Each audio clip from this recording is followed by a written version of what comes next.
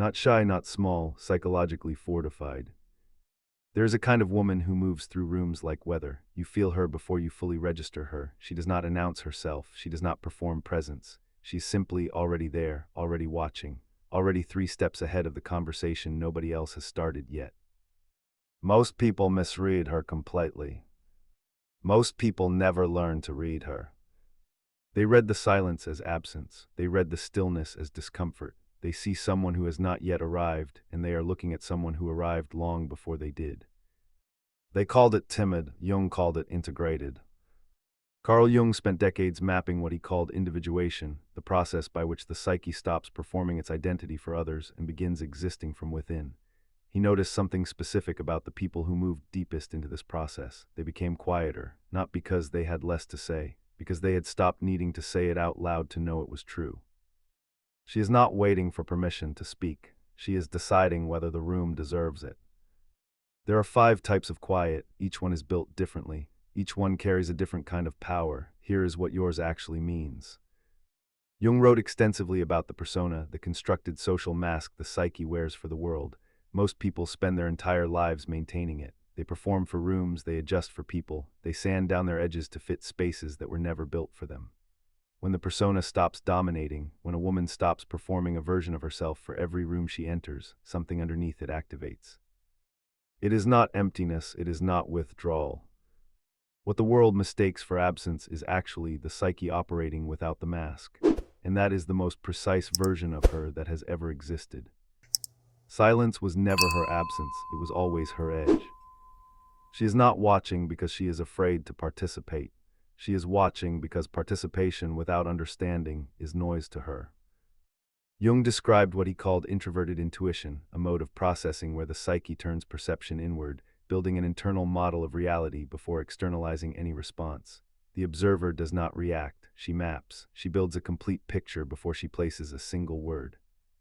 The psychology behind this was not chosen, it was trained. She paid attention in rooms where accuracy mattered. She watched patterns when others were performing. She learned early and at some cost that things are rarely what they first present as. The observer was built, layer by careful layer, in every room where she had to read between the lines to know what was actually true.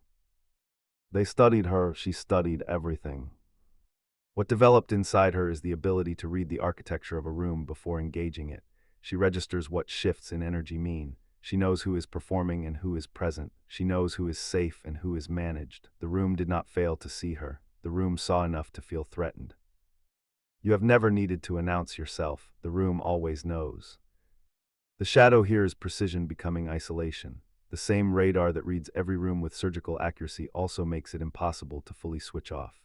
She can walk into a gathering and immediately locate every emotional landmine, which means she sometimes chooses not to walk in at all. Shadow punch, the cost is real. The clarity that protects her also exhausts her. Reading everything means carrying everything. Her silence was never a gap, it was a strategy. She was counted out early. She learned something from that they never intended to teach her.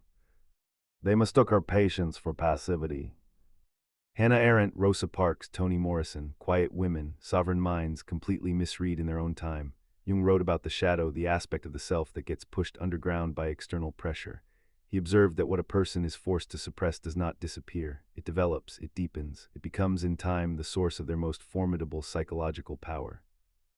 This does not happen the first time someone counts her out. It happens the 10th time, the 20th, until she stops correcting the record not because she believes them, but because she realizes she does not need them to see her accurately. She sees herself accurately. That is the foundation. That is when the underestimated becomes untouchable.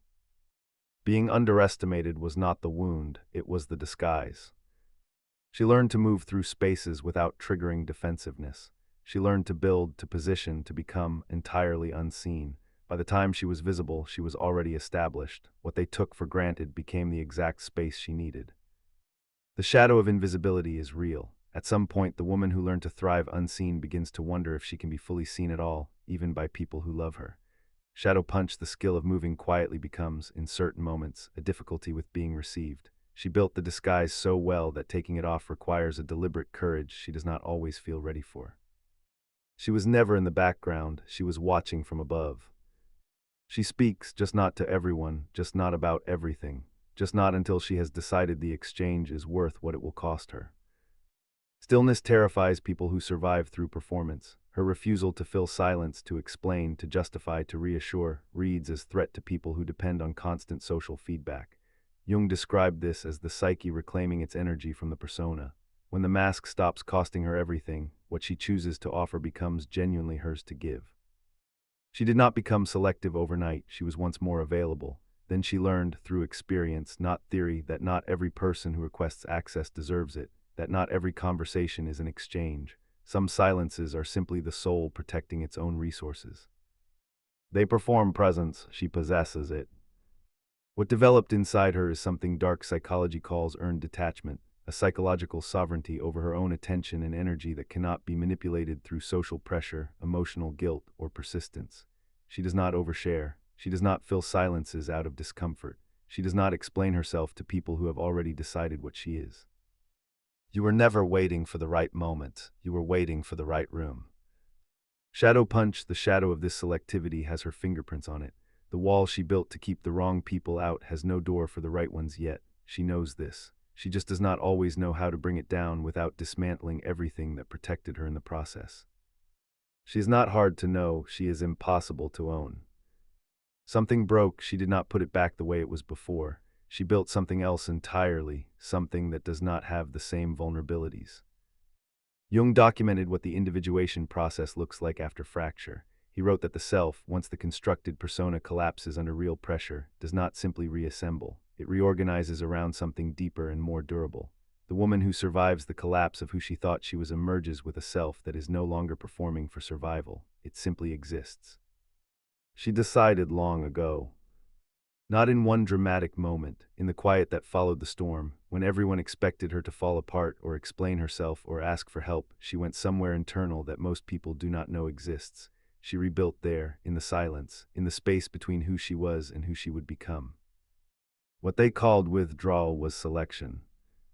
What emerged from the reconstruction is a woman who no longer flinches at what used to dismantle her. Her psychological thresholds shifted. What used to devastate her became data. What used to send her searching for approval became a question she no longer thinks to ask. She did not recover, she upgraded. The shadow of reconstruction is the wall built with the intention of being temporary that becomes permanent by default. She knows it is there. The woman who rebuilt herself in silence has to choose, over and over, to let new people see what was built inside the fire, not just the polished surface she presents to the world. She does not need you to know what she survived. She knows she is not becoming powerful. She already is. The only thing shifting now is that she is beginning to let herself know it fully. Jung described the movement toward what he called psychological wholeness, not a destination, but a direction. A state in which the psyche is no longer split between the version of herself she performs and the version she actually is. The woman who moves into this does not become louder. She becomes more precisely herself. That quality of quiet she carries, it is not the quiet of someone who has nothing to say. It is the quiet of someone who no longer needs external confirmation to know what is true. This was not delivered to her, it was uncovered, beneath the years of adjusting herself to fit rooms that were never the right size. Every time she chose her own knowing over the noise of someone else's certainty, she was building toward this. She just did not have a name for it yet. Most people spend their entire lives chasing the thing she simply stopped running from. What they cannot read, they cannot control, and she has become entirely unreadable to the people who once thought they had her mapped. The shadow of sovereignty is altitude. The further she moves into her own psychological power, the fewer people can exist at the same frequency. This is not arrogance, it is geometry. Some connections that were built on her smallness cannot accommodate her full size. The distance between her and others grew not because she left, but because she finally stopped shrinking. She was not made for ordinary rooms.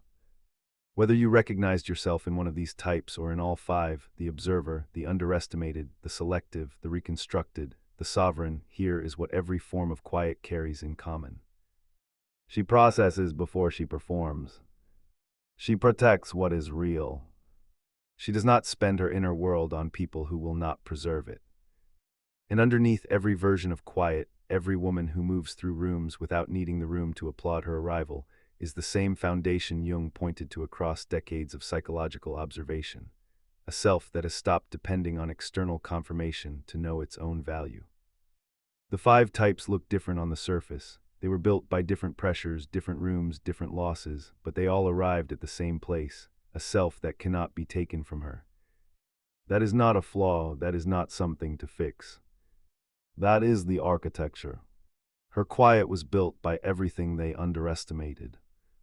Her depth was earned through every room that could not hold her.